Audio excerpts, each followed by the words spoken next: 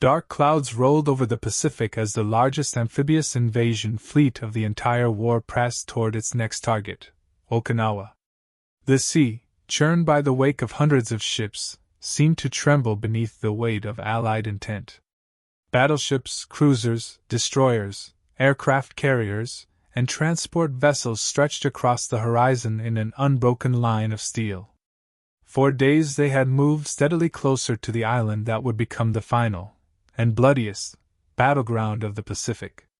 The operation had begun long before the first Marine or Army infantrymen set foot on Okinawa's shores. Radar picket ships were already pushing forward, creating a defensive screen against the waves of Japanese aircraft that would attempt to break through. Overhead, carrier-based fighters flew constant patrols, engines roaring across the open sky, searching for enemy planes hidden by distance and storm. On the horizon, the silhouette of the island emerged, dark ridges rising behind thin coastal plains. Beneath those ridges waited an enemy whose strategy had shifted entirely. No longer would they defend the beaches. This time they had prepared a massive inland defensive network, dug deep into limestone caves, bunkers, tunnels, and hardened positions carved into the mountains themselves. The United States expected resistance. What they found would surpass every previous engagement in scale, brutality, and unrelenting determination. But before the ground assault, the first blows came from the sea. Battleships, anchored in staggered firing lines, unleashed their guns. The thunder of naval artillery shook the air. Shells traced arcs across the sky, vanishing into the island's ridges before detonating in rolling clouds of fire and dust. Entire slopes disappeared in flame, trees were shattered, and the ground quaked under repeated impacts. Aircraft carriers launched wave after wave of dive bombers and fighters. The sky filled with the descending shadows of aircraft diving toward entrenched fortifications. Yet the island swallowed the bombardment. Smoke drifted across the ridges, but no counterfire came. No visible enemy positions burned openly. Everything remained silent. Hidden. Waiting. As the assault fleet anchored into its final staging positions, Marines and Army infantry loaded into landing craft. Engines rumbled as they pushed toward the shore, thousands of soldiers across hundreds of boats. Shermans rolled into amphibious transports. Armored bulldozers. Half-tracks. Trucks. Tanks. Artillery tractors. The sea churned as metal met water in a coordinated march toward land. When the landing craft neared the beaches, tension rippled through every formation. Soldiers expected machine gun fire to rake the boats, artillery to tear the sea apart. But the beaches remained eerily quiet. No explosions. No muzzle flashes. No defensive movement. Landing craft dropped their ramps. Troops surged forward into shallow waters and ran across the sand, spreading into defensive formations. Still, silence. The Japanese had abandoned the beaches entirely. Okinawa was a trap, and the Allies had stepped inside without a fight. The beachhead expanded rapidly. Tanks rolled ashore. Artillery batteries were brought inland to establish firing positions. Engineers cleared obstacles and began constructing supply routes. The scale of the operation unfolded with swift efficiency. Thousands of tons of equipment flowed from ships to land with almost no resistance. But offshore, the first real danger struck. From the north came a low drone, first a whisper, then a rising roar of engines. Radar stations picked up a formation of incoming Japanese aircraft. Carrier fighters launched instantly, racing toward the threat. Destroyers moved to intercept, opening fire with anti-aircraft guns. Smoke trails rose through the sky. The first kamikaze attack of Okinawa began. Japanese Zeros and bomb-laden aircraft dove through the clouds at terrifying speed. Anti-aircraft fire filled the sky with bursting shrapnel and white-hot tracer lines, but still the planes came. One slammed into a destroyer's deck in a blinding explosion. Another crashed into the sea in a plume of smoke and steam. Two more broke through and aimed directly for the larger carriers. One carrier managed to evade, turning sharply as anti-aircraft guns unleashed a wall of fire. The enemy aircraft exploded midair, disintegrating into fiery fragments. Another struck the deck of a support ship, igniting fuel stores and sending black smoke spiraling upward. The picket line held, but at a cost. The kamikaze threat had only begun, and Okinawa would become the deadliest air battle for the U.S. Navy in the entire Pacific War. Back on the island, the silence persisted. The defenders stayed hidden, letting the Allies dig in deeper. Letting them advance. Letting them believe the initial landings had succeeded too easily. By nightfall, the first inland patrols reported contact, brief clashes, scattered fire, and enemy movement disappearing into cave networks beneath the hills. Engineers moving forward began detecting buried explosives. Tanks probing inland found themselves watched from ridges. The Japanese had not fled. They were waiting behind layered lines of defense, ready to unleash the full fury of the Imperial Army. As darkness settled over the vast invasion fleet and the beachhead filled with the glow of supply fires, one truth became clear. Okinawa was not defended at the shore. Okinawa would be defended at every ridge, every cave, every hill, every valley. This island would be a fortress, and it would demand a terrible price. The first light of dawn crept across Okinawa's ridges, revealing the vast inland terrain that now separated the Allied beachhead from the true objective, the Shuri Line. This was the core of the Japanese defensive system, a labyrinth of fortified ridges, caves, terraces, and hidden artillery positions carved deeply into the limestone plateau that dominated the southern half of the island. The Japanese had transformed the landscape into a massive network of fire traps, each position layered so that even if one fell, two more could unleash fire from concealed angles. As American troops advanced inland from the beaches, the terrain shifted gradually from open coastal plains to dense thickets, terraced fields, and jagged limestone outcrops rising like broken teeth across the horizon. Infantry battalions moved cautiously through the fields, Shermans rolling behind them with guns scanning the upper slopes. Engineers followed, clearing hidden mines and probing for tripwires that could detonate explosives buried beneath seemingly ordinary ground. The first major clash erupted near Kakazu Ridge. A narrow valley stretched ahead, flanked by steep slopes covered in brush and broken rock. As infantry companies advanced along the valley floor, the silence shattered. Machine guns opened from hidden pillboxes carved directly into the ridge. Mortar shells arced from unseen positions, exploding among the advancing soldiers. Snipers, concealed high within natural crevices, targeted officers and radio operators with chilling precision. Shermans immediately pushed forward to suppress the fire, their cannons blasting the pillboxes with high explosive rounds. But the ridge absorbed the impact. Caves connected behind the fortifications allowed defenders to shift positions, vanishing from one aperture only to reappear from another. Tanks concentrated fire on one opening, only to be struck from a different angle by well-concealed anti-tank guns buried behind reinforced stone. The ridgeline came alive with coordinated, layered fire. Artillery support roared from the beachhead. Batteries of 105mm and 155mm howitzers unleashed volleys into the ridge, the shells exploding in cascading plumes that rocked the earth. Dust and smoke rolled down the slopes, but even after minutes of sustained bombardment, the defenders persisted, emerging from hidden tunnels as soon as the shelling eased.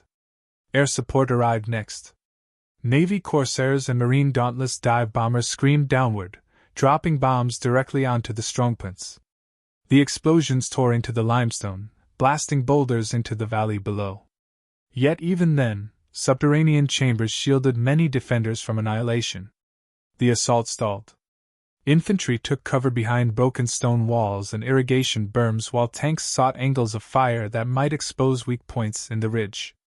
Engineers crawled forward under fire, attempting to mark mines and blow obstacles, but machine gun bursts swept across the valley floor, forcing them back.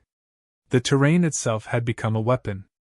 Further west, the 96th Infantry Division encountered a series of fortified hills whose upper slopes were riddled with caves. Shermans advanced to blast the openings, only to be struck by concealed anti-tank fire. One tank burned where it stood, black smoke billowing upward. Another attempted to maneuver around a pile of shattered rock, but its tread struck a buried mine, sending fragments tearing through the air. The infantry pressed forward regardless, using flamethrowers and demolitions to clear the caves one by one. Flames surged through tunnel mouths, smoke rolling upward as Japanese soldiers poured out in desperate attempts to escape the inferno. Grenades followed, echoing through the subterranean halls. The cost of every 100 yards climbed relentlessly, the ridge system fighting back with every inch. While the ground forces slugged forward, danger surged again from the sky. A cluster of radar picket destroyers, stationed far out from the main fleet, detected another surge of incoming aircraft. The second major kamikaze assault had begun. Waves of Japanese fighters and bomb-laden planes streaked toward the defensive perimeter. American carrier planes engaged them fiercely, twisting through the sky in chaotic arcs, but several enemy aircraft slipped through. A destroyer took a direct hit, erupting into flame. Men were thrown from the deck into the churning sea as secondary explosions ripped through the ship's interior. Another destroyer maneuvered sharply to avoid a diving aircraft, the kamikaze crashing into the water so close that the blast sent a towering column of spray across the ship. A third plane slipped below anti-aircraft fire and slammed into an ammunition ship, exploding with such force that debris rained down across the waves for minutes afterward. Despite the losses, the picket line held again, but at a terrible cost.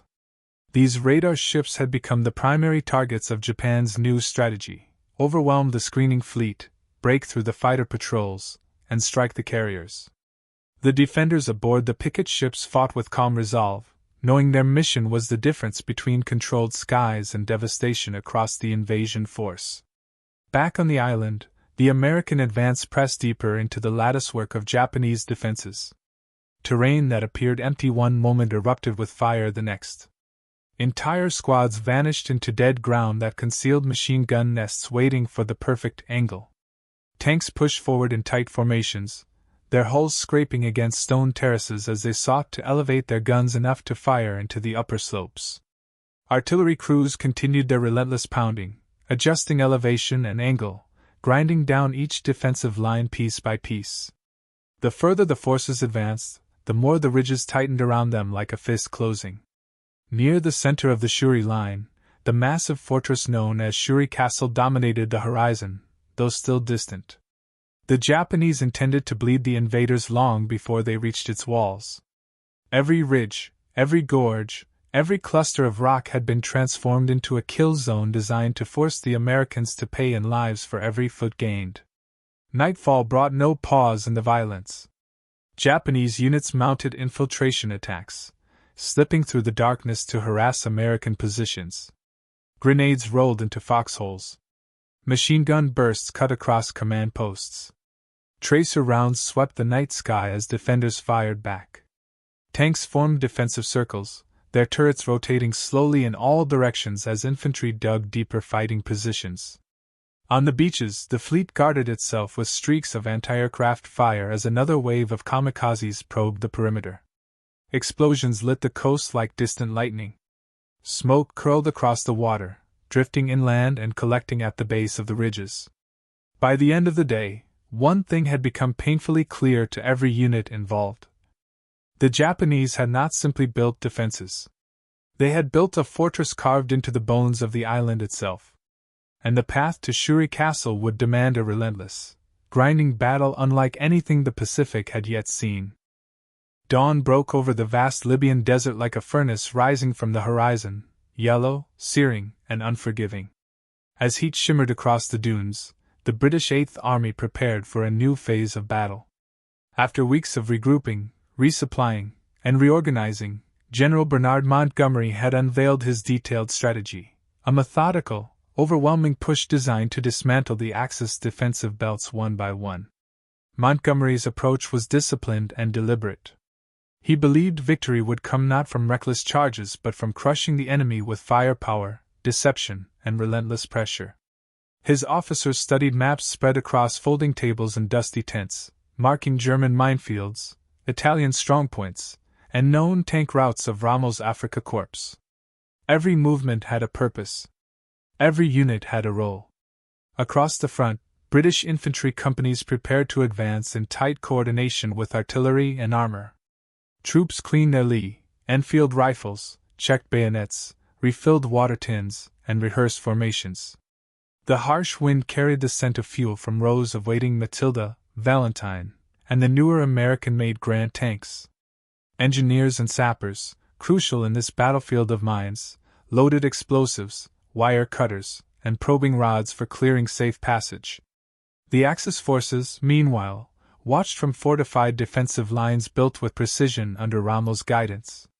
German anti-tank units concealed Pak-38 and Pak-40 guns beneath camouflage nets, their barrels positioned to fire at narrow corridors where British tanks might push through.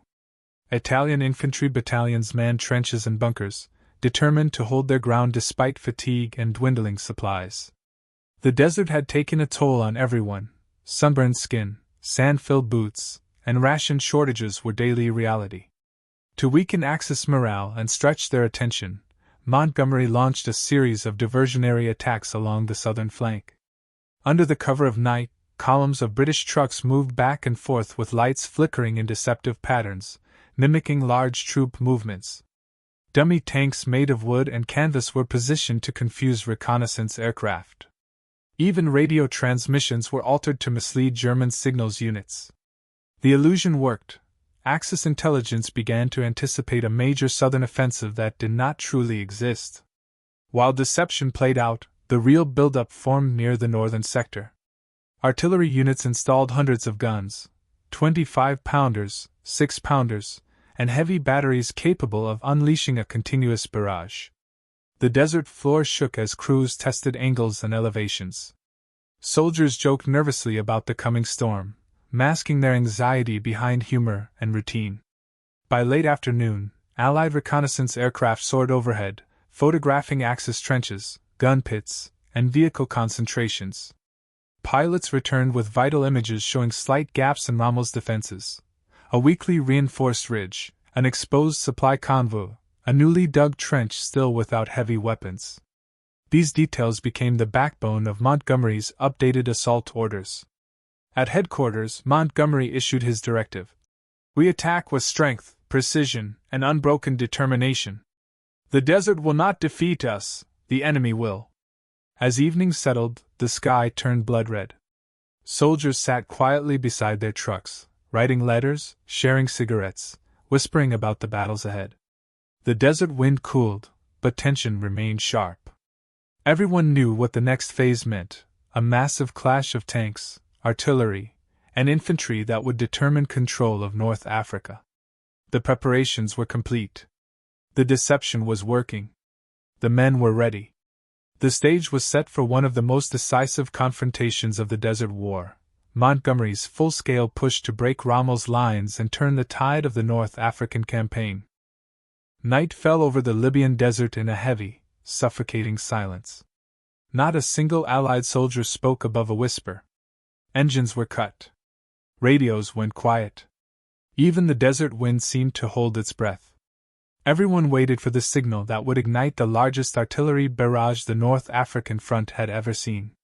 At exactly 21:40 hours, Montgomery's order flashed across the lines. And then, the desert exploded. Hundreds of British and Commonwealth guns unleashed a thunderous wall of fire. The first salvo roared across the dunes like an earthquake made of flame. The darkness lit up with orange blasts as 25-pounders, heavy howitzers, and anti-tank batteries fired in perfect rhythm. Shells screamed overhead, crashing into German and Italian positions across the entire front line. Infantry soldiers in forward trenches felt the ground tremble beneath them, sand pouring from the roofs of their shallow foxholes. The sky flickered with constant flashes, turning night into a surreal battlefield dawn. For Axis troops dug into defensive belts, it was a nightmare. Bunkers shook violently, communication lines snapped, and ammunition stacks detonated under the relentless bombardment. Rommel's Afrika Korps, experienced and hardened, scrambled to understand the scale of the assault. German officers rushed between command posts, trying to determine whether this was a diversion or the long-expected main offensive. Reports were chaotic. Artillery striking multiple sectors. Possible tank movement behind British lines. Unconfirmed infantry advances. And above all, the barrage is not stopping. For nearly an hour, the guns kept pounding. Under the cover of this destructive symphony, British engineers advanced. Crawling through the smoke and dust, sappers began clearing lanes through the infamous German-Italian minefields, thick belts of anti-tank, anti-personnel, and booby-trapped charges. Using long probing rods, wire cutters, and explosive charges, they worked with calm precision despite the chaos around them. Some sappers were hit by shrapnel. Others lost comrades to hidden pressure mines. But the lanes continued to open, yard by painstaking yard.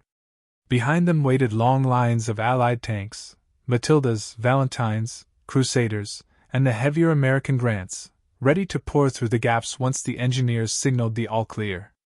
At 22:30 hours, infantry units began advancing. Through swirling smoke, British, New Zealand, and South African troops moved forward in wide, disciplined lines. Their boots sank into churned sand. Their uniforms were soon coated in dust.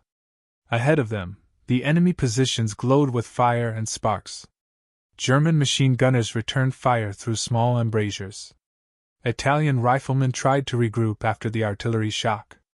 Anti-tank guns barked sporadically as Axis defenders attempted to re-establish order. The first real clashes erupted along the northern sector. British rifle companies stormed trenches, bayonets fixed, grenades primed. They fought hand-to-hand with Italian troops stunned by the bombardment. Further south, German defenders recovered more quickly. MG-34 teams opened deadly crossfire from concealed bunkers, forcing Allied troops to take cover behind dunes and burned-out trucks. But the pressure never loosened. Artillery shifted deeper. Tank engines revved. More infantry advanced. Then the key moment arrived. A signal flare arced into the night sky, green, bright, unmistakable. The minefield lanes were open. Allied tank crews cheered, slammed hatches shut, and started forward. The desert shook again as dozens of armored vehicles rolled into the cleared corridors. Their silhouettes moved like iron beasts through smoke and fire, treads grinding sand and shattered earth with unstoppable force. Ahead of them lay Rommel's first defensive belt, dug-in guns, infantry trenches, and scattered armored screens. But it was already weakened. The barrage had smashed supply dumps. Communications were broken. And the Allies were coming in fast, coordinated waves. German radio operators sent frantic messages. Enemy armor advancing, north sector heavily engaged, requests reinforcements, situation unstable. Rommel's officers realized the truth. This was not a diversion. This was the main offensive. By midnight, British tanks and infantry were pushing into the first enemy line. Fires burned across the desert. Smoke drifted like a black fog. The sky flashed with tracers and explosions. The offensive had begun in full, and the outcome would shape the future of the North African War. The breakthrough was underway, slow, brutal, but unstoppable. The early hours of the morning brought no relief, only escalation. As the desert sky turned from deep black to cold gray, Allied armored columns pushed deeper through the newly cleared minefield lanes. Engines thundered across the dunes, the metallic clatter of tracks echoing against the barren landscape. Dust clouds rose in heavy waves behind advancing tanks, illuminated by the burning wrecks scattered across the battlefield. At the front of the armored spearhead, British Crusaders and American-built Grant tanks drove forward in disciplined, staggered formations. Their commanders sat half-emerged from hatches, goggles coated in sand, scanning the horizon for the first signs of Rommel's armored response. They knew it was coming. The Afrika Korps never surrendered ground without a fight. It came sooner than expected. Just beyond the first ridge, the ground trembled with the unmistakable growl of enemy engines. A thick line of German Panzer III and Panzer IV tanks emerged from behind low dunes, their hulls painted in desert camouflage, turrets already turning toward the Allied advance. Anti-tank guns positioned along shallow ridges opened fire first, sending armor-piercing rounds whistling across the sand. The clash was immediate and violent. A Crusader tank at the front erupted in a fireball, its turret blown clean off. A Grant tank returned fire, its 75mm gun firing high-explosive rounds that burst against the German ridge line. Armored vehicles maneuvered frantically for firing angles, using dunes and shallow depressions for cover. Every impact kicked up geysers of sand. Every hit sent shockwaves through nearby vehicles. The two armored forces collided in a frenzy of shellfire. British tank crews fought with relentless determination. Gunners shouted range calls, loaders slammed shells into breaches, and commanders barked orders into rattling intercom systems. They fired on the move, pressed forward, and refused to break formation. German panzer crews responded with equal ferocity, engaging from hull-down positions, using superior accuracy and tighter firing discipline. The battlefield became a storm of burning steel. Hit after hit landed on both sides. Turrets jammed. Tracks snapped. Some tanks were immobilized, continuing to fight even as flames licked at their sides. Smoke drifted across the desert like a choking fog, reducing visibility to mere meters. In the chaos, infantry units advanced behind the armored line, using the burning wreckage as partial cover while targeting enemy anti-tank positions. Then the second wave of Axis defenders arrived. Italian M13/40 tanks, though outmatched in firepower, joined the battle on the flank, adding numbers and dug-in defensive support. German 88mm guns, deadly, precise, feared by every Allied tanker, opened fire from concealed positions far beyond typical engagement range. Each shot tore through Allied armor with brutal efficiency. Allied commanders quickly adapted. Artillery units recalculated firing missions and launched suppression barrages on suspected gun nests. Air support was requested, though dawn haze delayed the arrival of fighter bombers. Engineers continued widening the minefield lanes, allowing more tanks to pour into the fight. Slowly, through sustained pressure, the Allies began forcing the German armored line backward. Not with overwhelming firepower, Rommel's panzers remained deadly, but through relentless momentum. The Afrika Korps, expertly trained but numerically thin, could not halt the growing tide. Panzer crews fell back to secondary ridges, firing as they retreated. British tanks advanced, exchanging shot after shot, closing distance, and pushing the front line forward even as losses mounted. Infantry units surged close behind. Supported by Bren carriers and armored scout cars, they cleared trenches, neutralized machine gun nests, and captured forward observation posts essential to the Axis artillery network. In one sector, New Zealand riflemen stormed a fortified position that had been resisting since the barrage. After a brutal close-quarters fight, they secured the ridge, giving Allied tanks elevated firing ground for the first time in the battle. That shift changed everything. From the captured ridge line, Allied gunners spotted German supply trucks, artillery sets, and command vehicles attempting to reposition. They radioed in coordinates. Moments later, British 25-pounders rained steel on the retreating units, tearing through the Axis logistical backbone. Still, the enemy held. Even as Allied armor gained ground, German units executed disciplined delaying tactics, short counterattacks, ambush firing lines, and rapid withdrawals designed to slow the Allied advance. Their coordination, despite the barrage and disruption, remained formidable. The battle dragged on for hours. By midday, the desert was a furnace of smoke, wreckage, and cratered earth. Dozens of tanks from both armies burned across the landscape, sending black columns of smoke spiraling into the sky. Flaming oil seeped across the sand. The heat was suffocating, the air thick with the smell of fuel, metal, and scorched earth. But the Allies were pushing through. More tanks entered the fray. Artillery strikes grew more precise. Infantry maintained momentum. And at last, German communications intercepted by Allied operators revealed the truth. Rommel's first armored defensive belt was beginning to buckle. It had taken the full weight of British armor, relentless artillery support, and unwavering infantry pressure, but the line was cracking. The momentum that Montgomery had planned so carefully was finally taking hold. As the sun climbed higher and shadows shortened, the Allied spearhead prepared to advance once more, into deeper German defensive belts, stronger positions, and even fiercer resistance.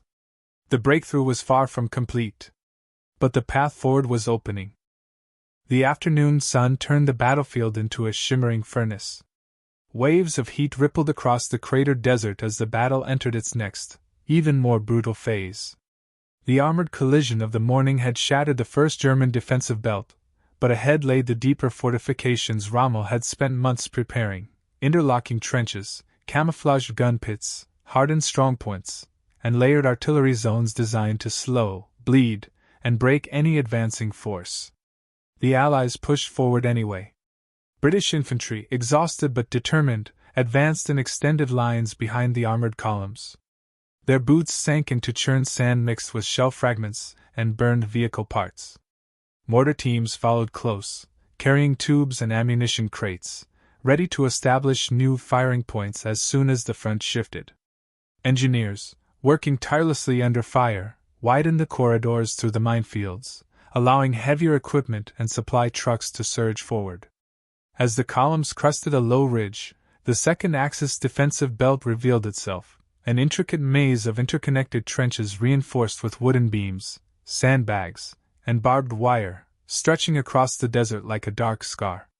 Machine gun nests dotted the landscape, their barrels already swinging toward the advancing lines. Anti-tank guns lay concealed under nets, waiting to fire. And then the desert exploded again. The first volley came from German artillery batteries positioned deep behind the trenches. Their shells landed with devastating accuracy, tearing into the lead units. A Grand tank was lifted off the ground, its hull split open like a crushed tin. Infantrymen hit the dirt as sand and shrapnel blasted across the ridge. Communications wires snapped, leaving field radios crackling with static. German machine guns opened up next. Streams of tracers cut across the desert, stitching patterns through the advancing infantry. Barbed wire choked their approach, forcing troops to hit the ground as bullets cracked overhead. Medics scrambled between the fallen, dragging wounded men to makeshift cover behind burned-out vehicles. British and Commonwealth artillery reacted quickly. Forward observers sprinted to elevated ground, sighting targets through binoculars clouded with dust. Within minutes, dozens of guns thundered behind them, sending explosive rounds crashing into the German lines. Barbed wire evaporated under the strikes. Trenches collapsed. Machine gun nests were silenced in bursts of flame and debris. But the German line did not break. From concealed box, strongpoints, armored concrete bunkers hidden beneath sand dunes, enemy heavy guns opened fire with chilling precision. Their rounds punched through advancing armor, immobilizing tanks even before they reached effective firing range. Panzer grenadiers loaded with anti-tank rifles and magnetic charges darted between trenches, using the cratered terrain to launch short, deadly ambushes. The Allies countered with combined force. Infantry squads rushed forward under cover of rolling artillery barrages, using smoke to conceal their advance. Mortar teams established firing positions and unleashed sustained bombardments that blanketed the forward trenches. Bren gunners laid suppressing fire as assault sections pushed into gaps created by the shelling. Then came the tanks. Shermans and Crusaders advanced in staggered formations, firing high-explosive shells into strongpoints. Their treads crushed wire obstacles as they surged forward through the smoke. An 88mm gun hiding behind a dune fired, its shot piercing a Crusader cleanly, but within seconds British artillery locked onto the flash point and obliterated the position with a thunderous counter-barrage. The battle descended into close combat. Infantry stormed the forward trenches, leaping into narrow corridors filled with smoke, dust, and the deafening echo of automatic gunfire. Bayonets clashed. Grenades rolled across trench floors. Men fought at arm's length, scrambling for any advantage in the suffocating maze. German defenders, well-trained and fiercely disciplined, counterattacked from branching passages, prolonging every confrontation. Even after the first trench line was taken, the Allied advance stalled against the secondary positions. German mortars fired continuously, their shots walking across the captured trenches with terrifying precision. Snipers hidden in camouflaged pits targeted officers, radio operators, and machine gunners. Mobile anti-tank crews shifted positions, firing at Allied armor before disappearing behind dunes. But the tide was shifting.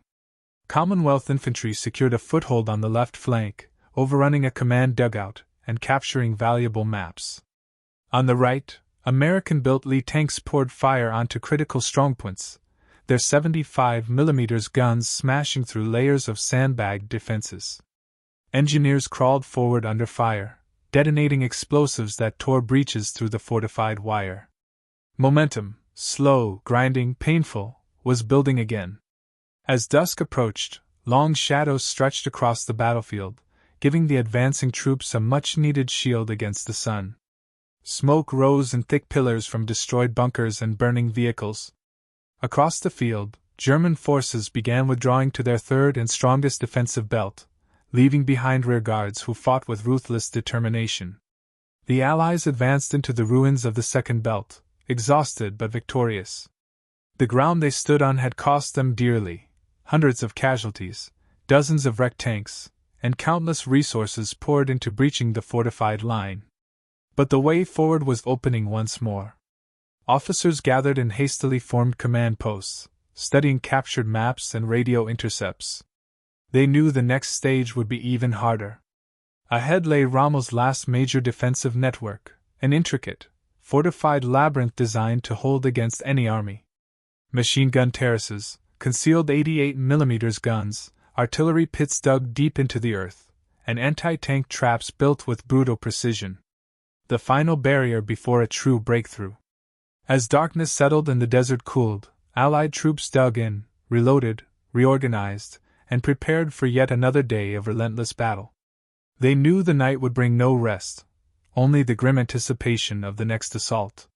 For the Battle of El Alamein was far from decided. Night draped over the desert like a vast, shadowed shroud.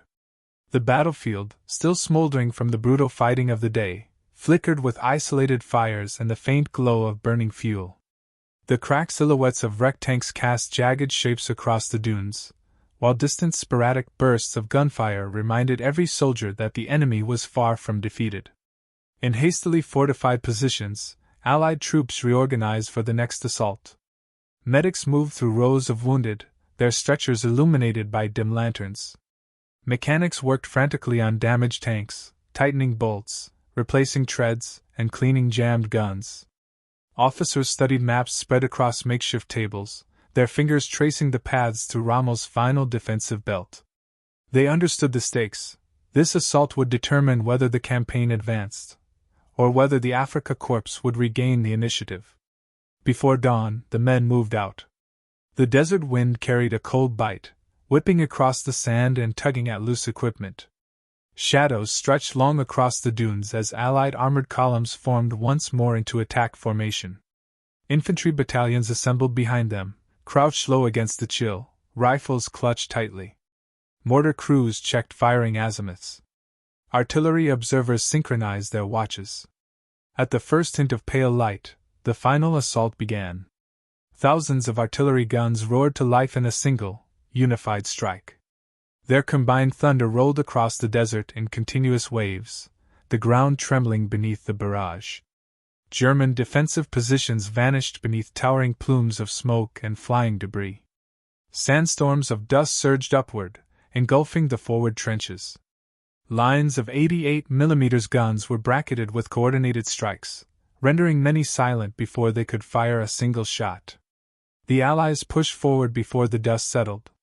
Tanks surged ahead at full throttle, engines roaring, treads grinding over churned sand. Their silhouettes loomed like steel beasts advancing through a storm of smoke. Shermans fired on the move, their guns thundering. British crusaders maneuvered rapidly across the flanks, using speed to outpace German anti-tank teams. Self-propelled artillery rolled behind them, adding to the constant barrage. German defenders, though battered, were not broken. From deep bunkers reinforced with layers of concrete and steel, machine guns erupted in violent streams of tracers.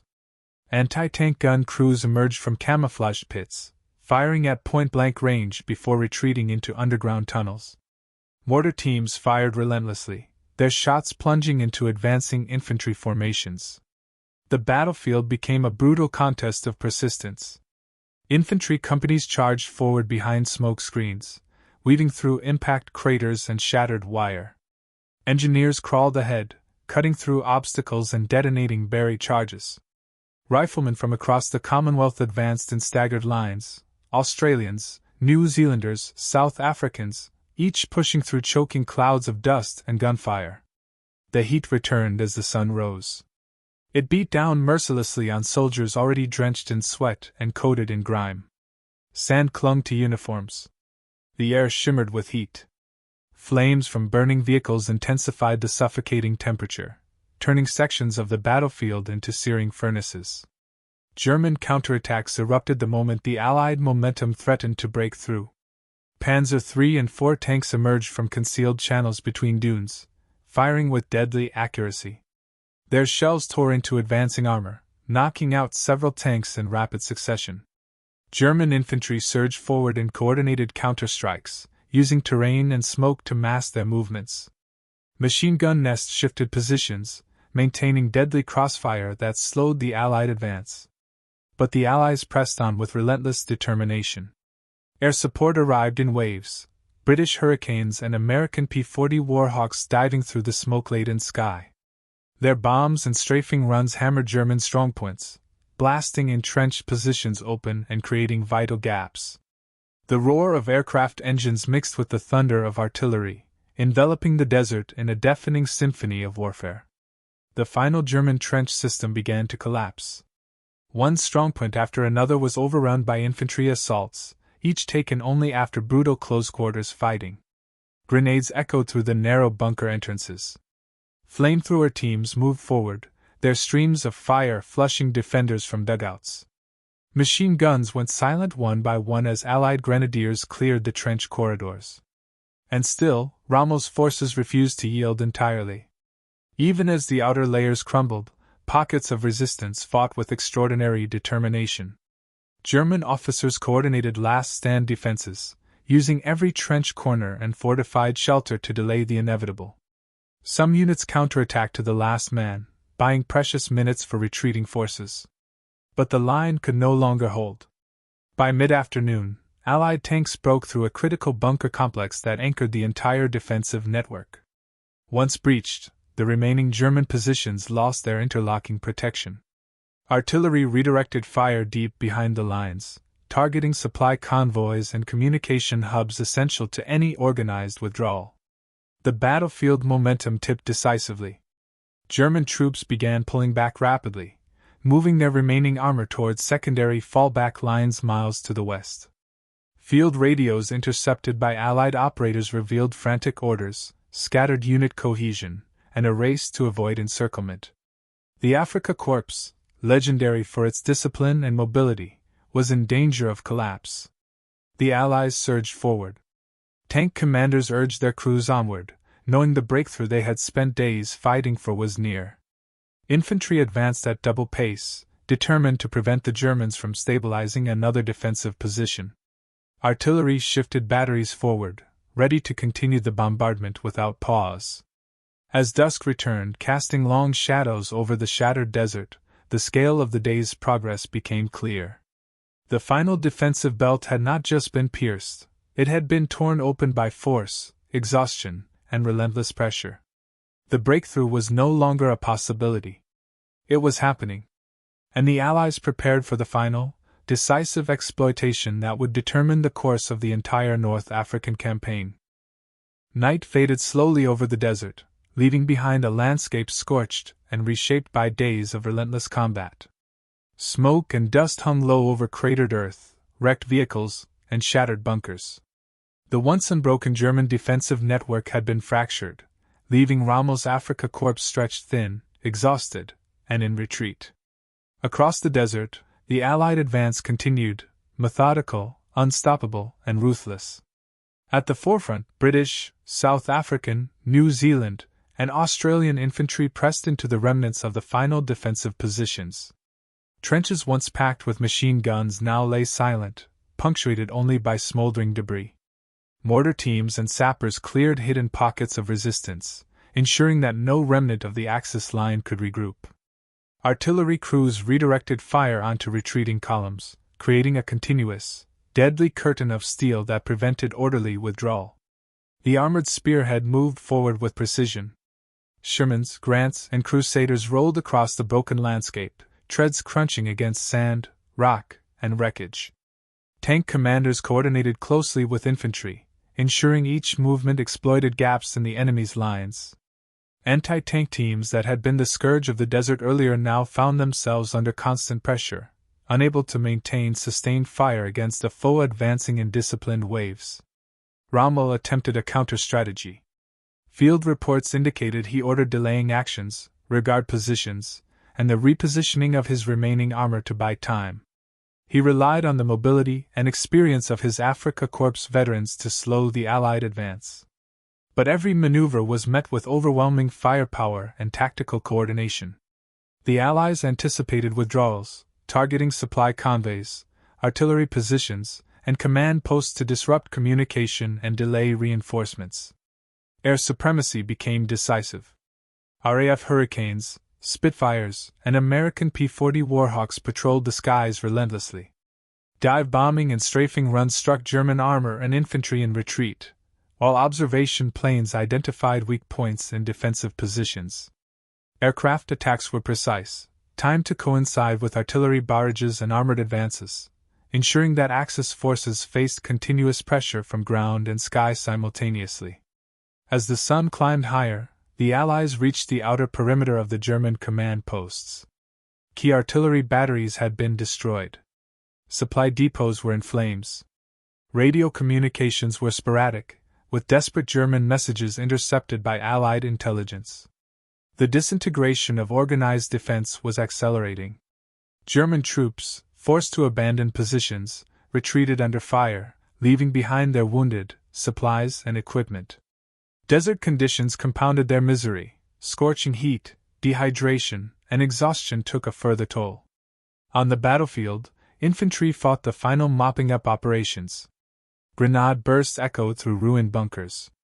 Snipers eliminated isolated pockets of resistance. Engineers continued clearing mines to prevent casualties among advancing units. By late afternoon, the majority of Rommel's last defensive positions had been neutralized. What remained were small groups isolated in the desert, incapable of holding the line or mounting any significant counterattack. The Allied command consolidated gains. Montgomery's meticulous planning had paid off. Supply lines were re-established, artillery positions secured, and reserve units positioned to exploit the breakthrough. Tanks and infantry formed a continuous front, prepared to pursue retreating forces or defend against any desperate counterattack. By evening, the strategic situation was unmistakable. The tide had turned. Rommel's Afrika Korps, once feared across the desert, had been decisively disrupted. The Allies held the initiative. The victory at El Alamein marked the beginning of the end for Axis control in North Africa. It was a turning point not only for the Desert Campaign but for the broader course of the Second World War, demonstrating the combined power of disciplined coordination, mechanized firepower, air superiority, and relentless determination. As night settled over the battlefield, the desert lay quiet, scarred but alive with the hum of Allied operations. Soldiers dug in, treated the wounded, repaired vehicles, and prepared for the inevitable pursuit of a retreating enemy. Flames from burning strongpoints lit the horizon, a grim reminder of the cost of victory.